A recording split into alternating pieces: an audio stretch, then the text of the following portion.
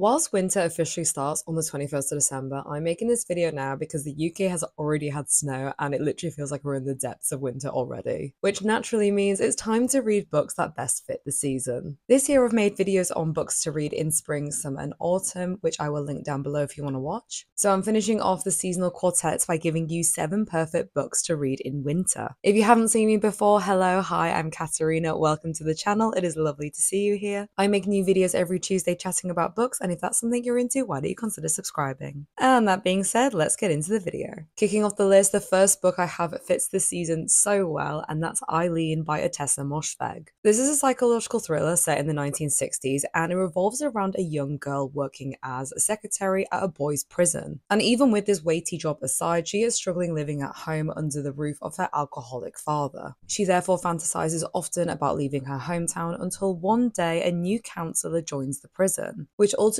sets off a series of events that leads her down an even darker path. Firstly, as shown from the cover of the book, this novel is literally set in the throes of winter. There's a lot of content describing these very cold and dark days, which gives it the most perfect atmospheric setting. You don't need to be somewhere cold to literally feel how frozen this book is, which honestly suits the atmospheric tension and chilling plot that comes alongside the novel. It also does a really interesting job of diving into the main character's complex psyche, which is incredibly introspective and at times claustrophobic to read, which honestly to me is how I feel about winter, as I spend a lot of time inside being contemplative and at the same time also feeling too confined because it's too cold to leave my flat. But maybe that's because I have seasonal depression and I prefer to hibernate in winter.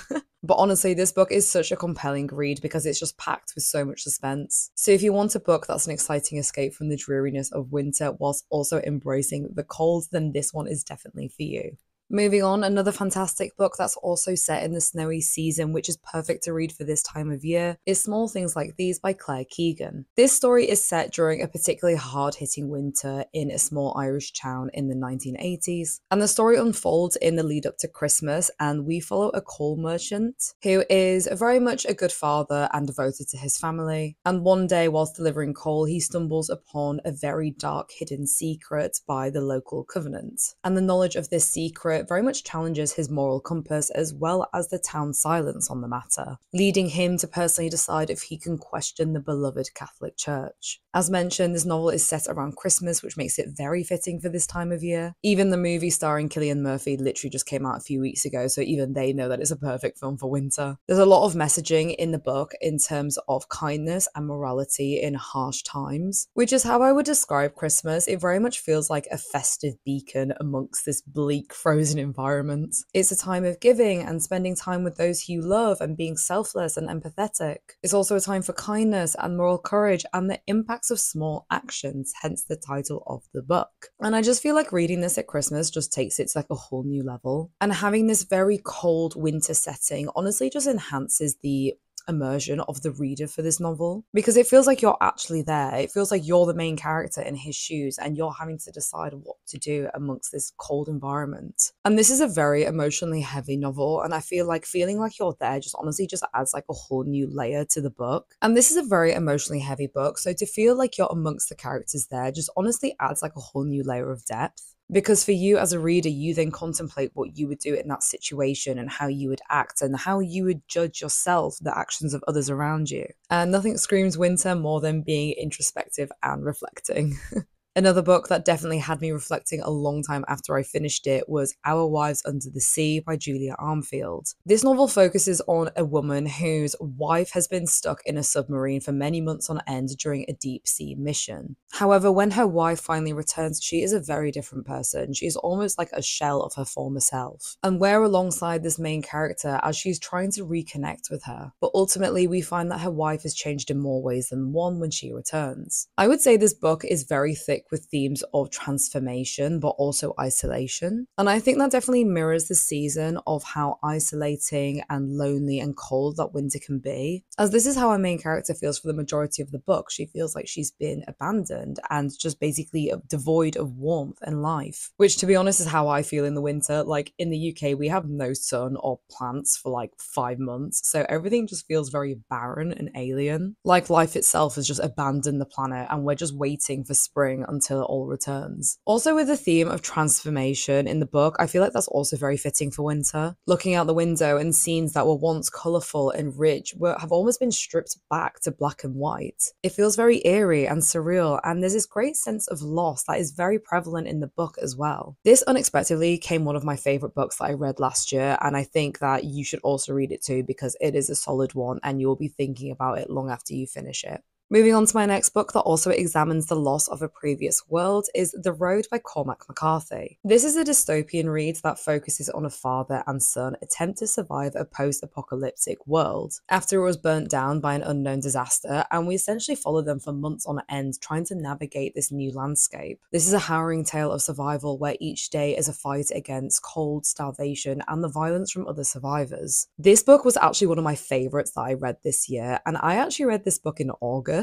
But I know that it would have slapped so much harder if I read it in winter, so I'm telling you this now so you can get the best experience when you want to read this book. The way the author actually managed to make me feel constantly cold when reading this book was so impressive because these characters are constantly journeying through freezing temperatures. And even aside from the physical setting, this book's prose was very harsh and stark. That really reflects this just barren and devoid landscape where everything's just very bleak and there's no signs of hope. However, even with the dismal setting aside, the story really focuses on the father and his son, and how this father is doing everything physically and mentally possible in order to survive so then he can look after his son. And this fight against all odds, I think, really resonates with this time of year, especially when we just naturally spend more time to those who are close to us. I think it makes us appreciate those who we love. And for me personally, whilst I was reading this, it just made me really thankful for like the basic necessities that I had in terms of like food and shelter, which are things not everyone has this time of year. And I just feel like Christmas and winter is just a time to be really appreciative of this. So yeah, this novel is honestly just so stunning. It's a heavy one, but it is definitely one that is worth reading.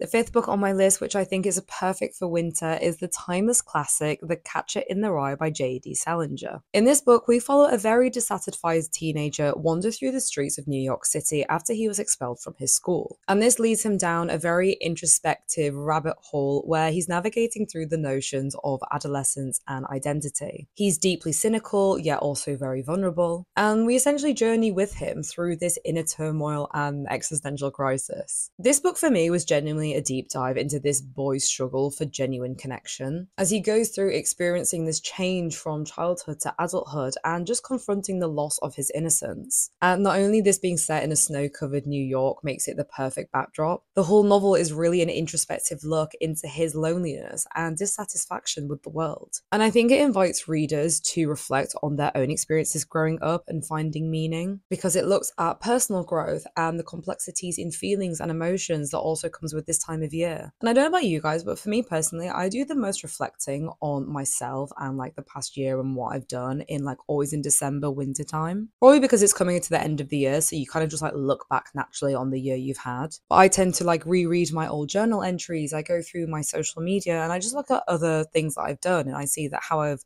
changed and I reflect on that as a person and see how I've grown. Like even this year alone, January me would be crashing out if December me told them what I've been through this year. But that aside, I just think that this novel is really solid for prompting that introspection from readers and giving them the opportunity to also then think back on themselves from childhood to adolescence to adulthood and how they've changed too.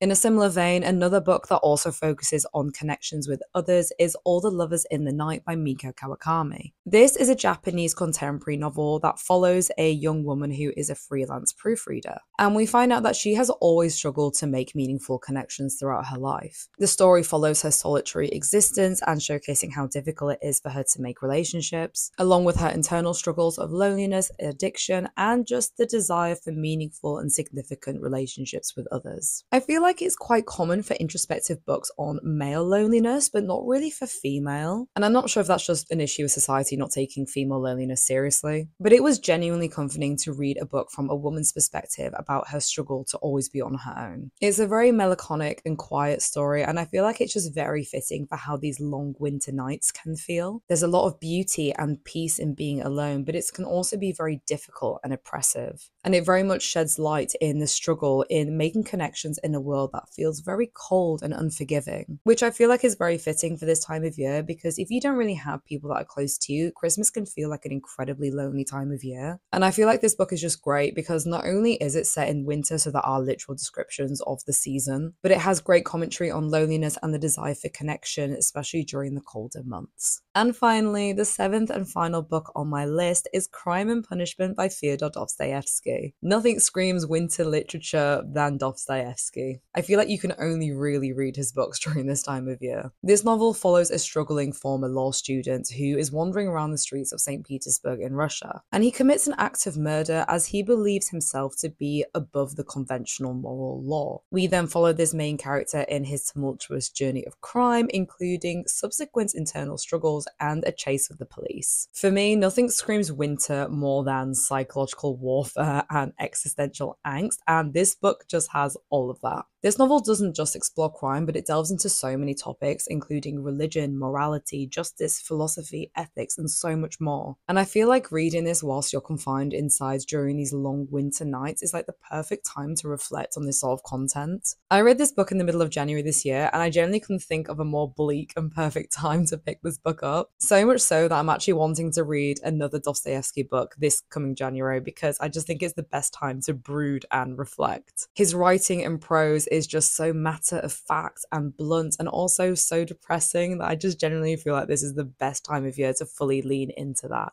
And on that existential bombshell of a book, those are the 7 books I consider perfect to read during winter. Have you read any of these books? If so, what do you think of them? And if not these books, what books would you consider perfect to read during this season? I hope you enjoyed the video. Honestly, anything I can create to make winter a little bit less drab is very much welcomed in this household. Please drop a like down below if you enjoyed the video, and please subscribe if you're new. I make new videos yapping about books every single Tuesday. Feel free to also follow me on Goodreads, where I update what books I'm reading in real time. And also feel free to follow me on my Instagram. I post my personal stuff on there, but I also post about books as soon as I finish reading them, so you can see what they're about and also what I've rated them out of 10. Thank you so much for being here. I can't actually believe that we're nearing the end of the year already. Like, where the hell is this year gone? With that being said, I love you, and I will see you in the next one.